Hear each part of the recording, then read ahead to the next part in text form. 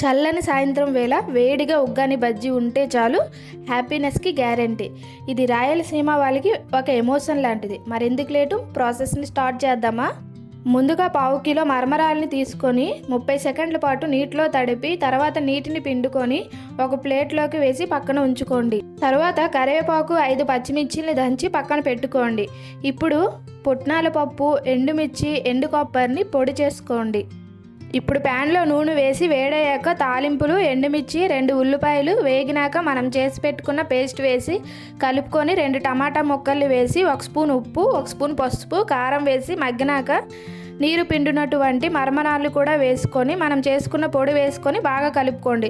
చివరిలో కొత్తిమీర వేసి తీసుకుంటే ఉగ్గాని రెడీ అయినట్టు. మిరపకాయ బజ్జీ కోసం ఒక బౌల్లో 2 కప్పుల శనగపిండి, ఉప్పు, కారం, పసుపు, ధనియాల పొడి, కొంచెం వాము, కొంచెం నీరు వేసి ఇలా తిక్కి పేస్ట్లా చేసుకోండి. ఈ పేస్ట్ని ఒక గ్లాస్లో వేసుకొని ఇప్పుడు బజ్జీ మిరపకాయలని మధ్యలో ఘాట్లు చేసుకొని దీంట్లో ముంచి నూనెలో వేసి తీసుకుంటే రెడీ అయినట్లే.